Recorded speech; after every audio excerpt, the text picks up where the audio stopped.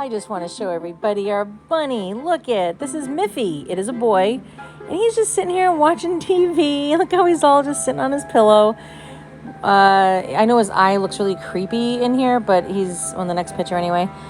But just a reflection. But isn't he just the sweetest thing? Always make your bunny free range. Yo, yo, yo, what you doing, Lisa Friday, Catholic unschooler, homeschooler, all around. I can't get the camera up too high. Schooler. I am so, I've decided that ever since Mr. Fry has gone to be in the arms of our Lord, that memories are not just sorrowful anymore. Okay? And I'll tell you why. Because, for instance, like right now, let me show you where I am. So I am at this park that I used to come here with Mr. Fry, okay? Oh my gosh, the memories. Can I tell you right now? This was one of our main playgrounds at this school that we went to. Holy moly, that's all I have to say. Now, see those two? I don't know if you can see it. One is actually up and around the bar. Somebody, see that tire swing way over there? Mr. Fry used to push them. It was one of his favorite things to do was make them go so fast around. All three of them would get on. All three of my kids would get on. And, oh my gosh. Then we'd all come and sit over here on the swings. Yep. I remember taking Seth as a baby, all of them really, but Seth, I remember I have pictures of him and I had him all wrapped up and we're on the swings together. So anyway, what I'm saying to you is this. So it's not only sad, it's still sad, but it's not only sad, right? So it's also very beautiful, right? It's so weird how you go through different emotions.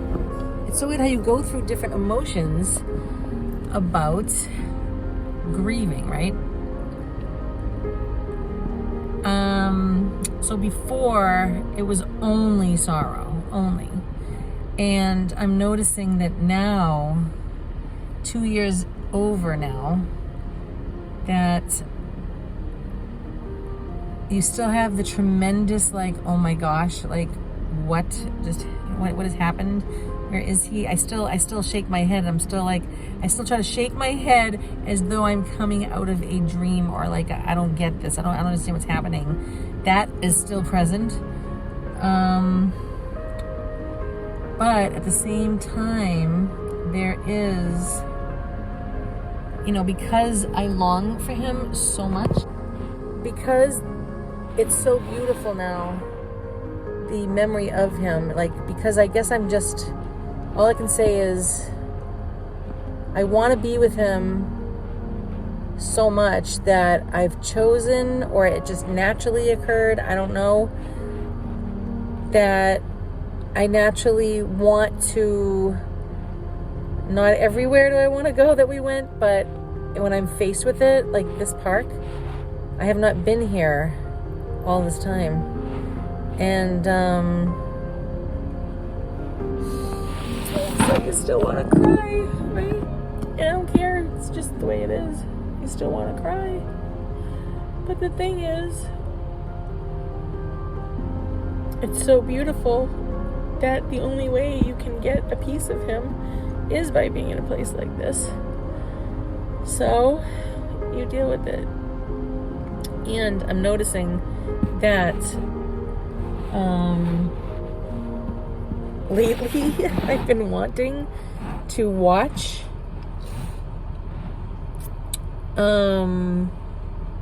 people dying on YouTube. I'm not saying, oh yeah, that's so cool. I figured out last night the reason why lately I have been drawn, one, to learn about it, but assisted suicide, which is like a no-no in the Catholic faith. and I'm not for it whatsoever. It's actually quite disgusting. But they have it all over YouTube, and I'm sitting there last night, and the last couple of nights I've been wanting to watch it, and I'm saying, why do I want to watch this? And I think it's because I want to see. I was not there for Stephen when he died, so I want to see. Not all of them were assisted suicide. Not all of them were assisted suicide. I shouldn't say that. Some were, some weren't. Some were natural. But I was watching both, and it's a grave sin. It means that you can go to hell for that. You're a murderer, and if you're assisted suicide assistant, you might as well just say that you're a murderer. I'm sorry to say that, but I'm not sorry. Sorry, but not sorry. All right. So anyway, I guess I'm watching it because I want to see what it's like if I were there with Steven. It's kind of like I'm making up for it. I'm trying to capture what was it like at his death. You know, what happened to him. And before I did all this, I was watching how the body decays. You know, because that's another thing I'm thinking about. It's like I've been thinking about that. It's like how dead is somebody when they die? It's like, then I watched like, okay, how they embalm you, and it's like, you know, I already kind of knew because my family's in that business, but I guess I wanted to brush it up. So, you know, when I see fathers with their families, it's really quite beautiful. It's so beautiful. And I want to belong to someone. I belong to God, of course. Like, hello. Yes. But what I'm saying here is I want to belong to a husband. So I'm always waiting. I'm always saying, Lord, you know, because I am not one to go out and pursue that. And I'm just waiting for God. Like, there's a man, he's pushing his son on the bike. That's so cute. And, you know, good for them. But, I don't know if you can see them back there. Can you see? Oh, yeah, look what I found. I found this little trampoline with a handle on it. I'm going to give it to all my nieces and nephew. So you're hearing me jibber jabber. Oh, that's so nice. It's true. I'm trying to heal as much as possible. And if you've had a loss, you really want to try so hard to just face the music, and it's not easy. Let me tell you, for a long time I didn't even go to the cemetery. Now I can go. I was like, I'm never going there ever, and now I do. So, I personally want to face the music as much as possible and try to be a big kid about it, because I want God to if he wants to move in my life, and my not wanting to face things is in the way, I don't want it to stop, you know, whatever he may have in my life that's coming. All right. So anyway, besides all of that, I'm all excited because one of my kids, actually all my kids right now are out doing something. One of my kids is in Michigan. Another one of my children is at a friend's house in a pool. And then my Sarah is over here with one of our very good friends, with a friend who she's getting to know that has always been in our life, but we never really hung out a lot, just here and there. And then when we do, it's always like, we need to get together. And now, because they're getting older, it's so beautiful. I'm so grateful to God for that. All right, I'm gonna go edit for a while and look around and say, wow, thank you, my Lord. I should really pray the rosary while I'm here. You know what? I think I'm going to. For Mr. Fry at this park, he loved playgrounds. Like, when I say he loved them, I mean, like, yeah, it's like he must have been the creator, if that makes any sense. He must have designed playgrounds. That's how much he loved them. And he was in his 50s. He would take us to every playground known to man. He was the guy that he got the map. Before even phones came out, he would get a map. And then when the phones came out, he'd use that.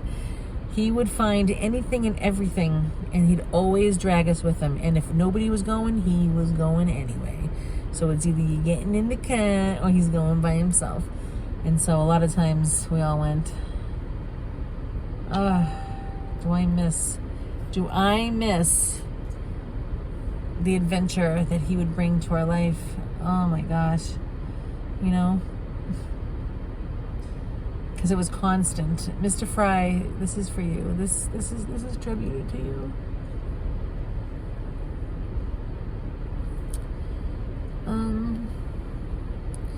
He always brought adventure in a way that I've never known before. You know? And now I'm adventurous too, but I like I just went to Alabama, right? Like, how did I do that? I'm talking like on a daily basis. There was always adventure. He never stayed still, like ever. And now I look back and I go, oh my gosh, you know what? Looking back, you say to yourself, God obviously planted all of that, I gotta see the world, I gotta go explore kind of thing, because God knew he was gonna die, so he put it in him. Maybe because I don't have all that, maybe I'm gonna live a long life, take my time about things. So it's just amazing, and I look very much forward to seeing him in heaven. Oh, well, I wonder what is in here. Look what I found in my mailbox, ladies and gentlemen, boys and girls.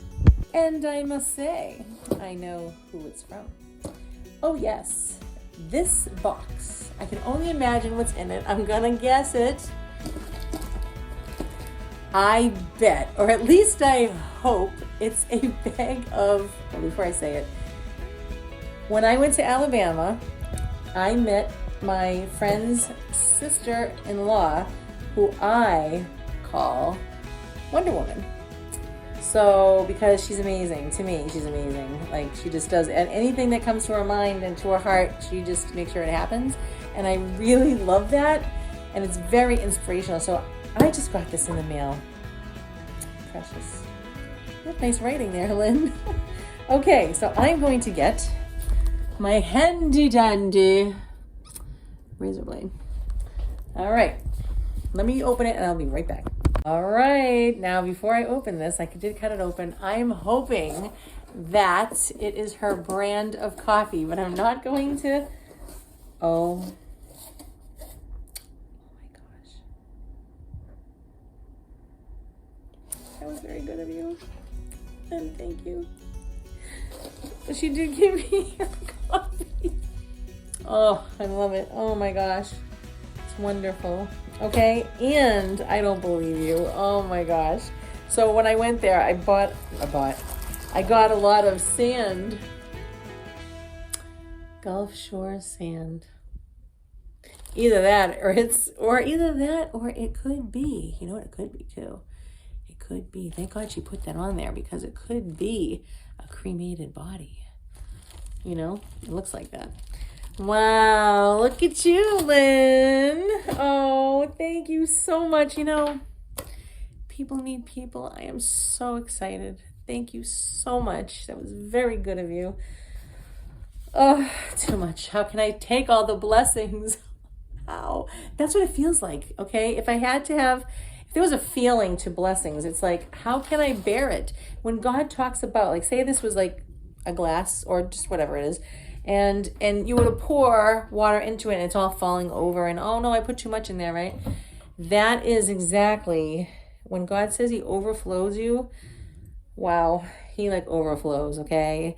But it's so much that it's so exciting that you just, it's like almost like you can't deal with it, even though you know you can, because God would never do that to you. But oh, Lynn, God bless you in return. Thank you so much for the blessing.